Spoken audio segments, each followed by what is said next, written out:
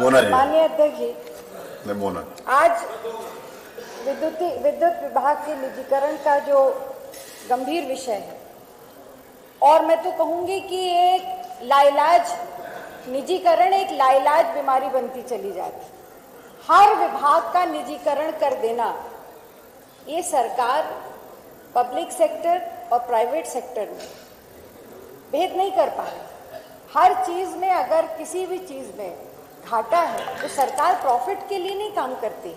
सरकार, कुछ विभाग ऐसे होते हैं जिसमें बिजली है, शिक्षा है, स्वास्थ्य है, ये ऐसे विभाग हैं जिन पर जनता के लिए, उनको सुविधा पहुंचाने के लिए कार्य किया जाता है। पर माननीय अध्यक्ष जी, ये सरकार लगातार विद्युत विभाग का जो पूर्वांचल और दक्षिणांचल को 5 जोन बनाकर निजी कंपनी को सौंपने का काम चल रहा है।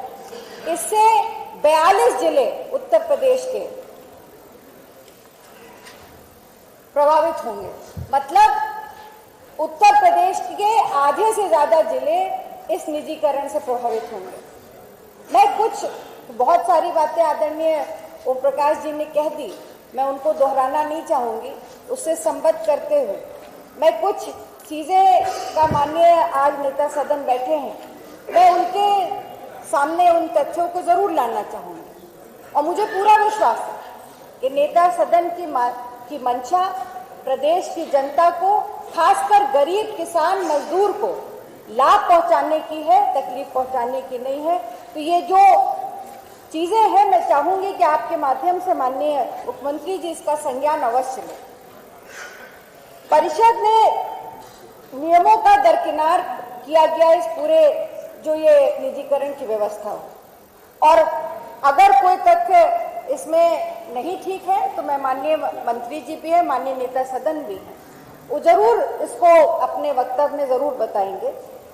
परिषद ने स्टैंडर्ड बिडिंग गाइडलाइन के नियमों का भी उल्लंघन किया। दोनों नियमों की जो परिसंपत्तियां हैं वो लगभग 80,000 करोड़ से ऊपर। केंद्र के नियमों के मुताबिक अधिग्रहण करने वाली कंपनी की माली हालत निगम की कुल परिसंपत्तियों के 30% होनी चाहिए। ऐसे में 5 बिजली नई कंपनियों के हर मालिक की हैसियत कम से कम 4800 करोड़ होनी चाहिए। लेकिन प्रस्ताव में रिजर्व बिडिंग में शामिल होने वाली कंपनियों की माली हालत 2000 करोड़ रुपए रखी गई।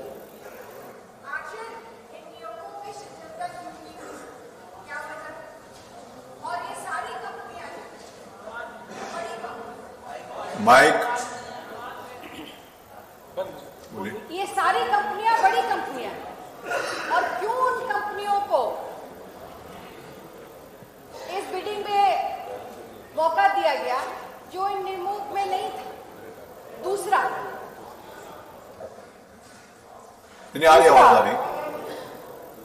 घाटे से निकालने की मंशा है, और मैं इस बात से पूरी तरह सहमत हूं कि प्रदेश में अगर बिजली विभाग में घाटा होगा तो कहीं ना कहीं उसका असर हम उपभोक्ताओं को कहीं ना कहीं देखने को मिलेगा, उन पर पड़ेगा। मंशा बिल्कुल सही है, जिसलिए आप ये प्रयास कर रहे हैं। पर मैं आपके सामने एक और तथ्य रखना चाहती हूँ। पूर्वांचल और दक्षिणांचल निगम का 1,15,000 करोड़ उपभोक्ताओं का बिल बाकी, जो मेरी जानकारी, और घाटा लगभग 1 लाख करोड़ का है, ऐसा जानकारी दी गई।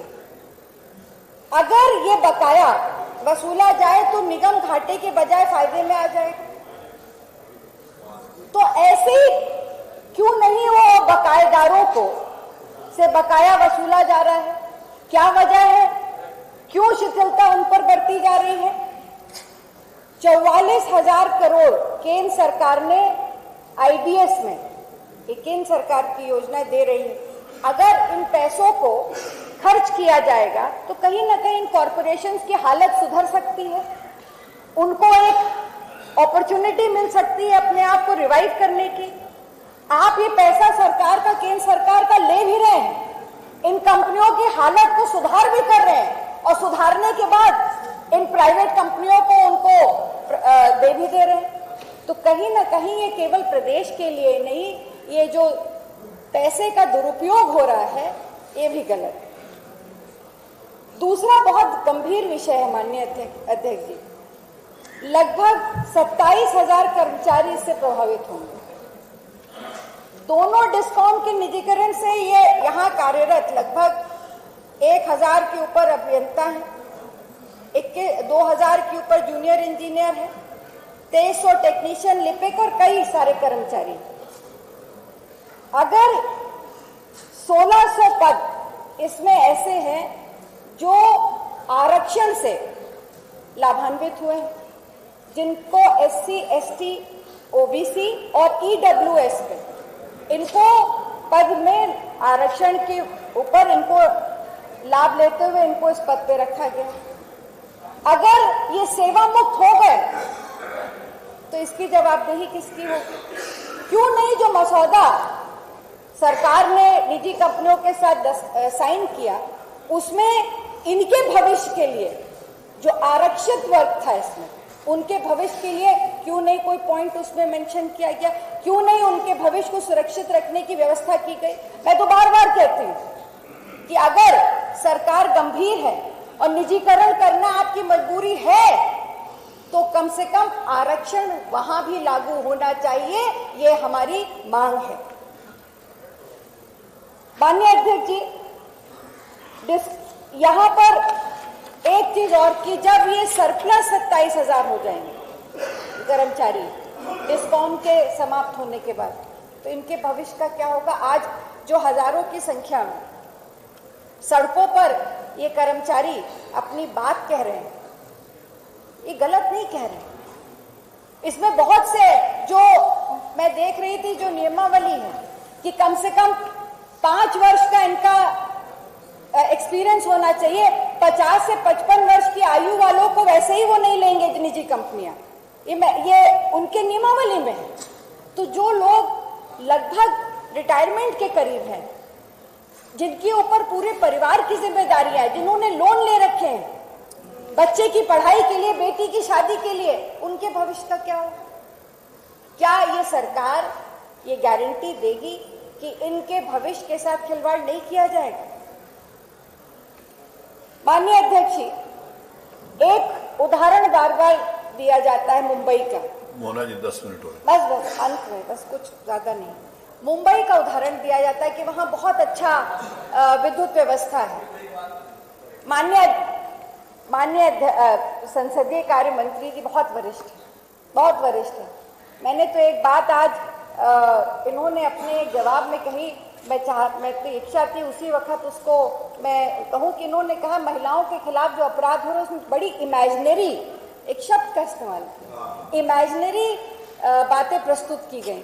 माननीय अध्यक्ष जी, मुझे दुख है इस बात को कहते हुए, मैं बहुत सम्मान करती हूँ, पर क्या उन्नाव में अगर बेटी जल्दी चलिए कोई एक आधा विषय होगा, लेकिन बाकी कुछ कही भी गई थी इसमें, उस विषय में नो बेटी को ये वाली वो सब बोलना चाहिए, उसको जला दिया जाता है, वो विषय अपने आप में बुरा हुआ। ये दुखद। तो मैं आप इसमें कंक्लूड करिए प्लीज। मैं कंक्लूड करूं। प्लीज। मुंबई का उदाहरण दिया जाता है। मुंबई की पर कैपिटा इनकम क्या है? मुंबई की पर कैपिटा इनकम कम से कम 4 लाख के ऊपर, लगभग 2 लाख के ऊपर पर कैपिटा इनकम की बात। और यूपी की कितनी है? तो फिर क्या इन दो को कंपेयर किया जा सकता है? वहां पर अगर निजीकरण के बाद और अगर आपने आगरा और नोएडा में अगर आप कहते हैं कि आपने सफलतापूर्वक निजीकरण किया है, तो सरकार उस पर श्वेत पत्र क्यों नहीं लेकर के आती? लाइए, बताइए कि निजीकरण में क्या फायदे हुए हैं, आगरा में क्या फायदा हुआ है, नोएडा में, लाइए एक श्वेत पत्र। और अंत में माननीय अध्यक्ष जी, मैं एक बात ये जरूर कहूंगी कि जिस तरह से इस पूरे निजीकरण की जो व्यवस्था बताई गई सरकार ने जो कर रही है, इससे कहीं ना कहीं किसानों का, गरीब का, मजदूरों का और प्रदेश का जो आम उपभोक्ता है ये प्रभावित होगा। हम इसके पक्ष में हैं कि सरकार, और जैसा कि माननीय नेता सदन ने बताया कि निवेश आ रहे हैं, निवेश तभी आएंगे जब आप उनको इंफ्रास्ट्रक्चर मजबूत देंगे, और बिजली सबसे इंपॉर्टेंट एस्पेक्ट है उस इंफ्रास्ट्रक्चर का। आप जरूर मजबूत कीजिए, आप बिल्कुल उसको और जितनी चीजें ला सकते हैं जिसकी वजह से वो इंफ्रास्ट्रक्चर मजबूत हो, करिए। पर मैं ये भी पूछना चाहती हूँ कि पिछले 7.5 वर्षों में क्या कोई भी नया संयंत्र आपने लगाया है?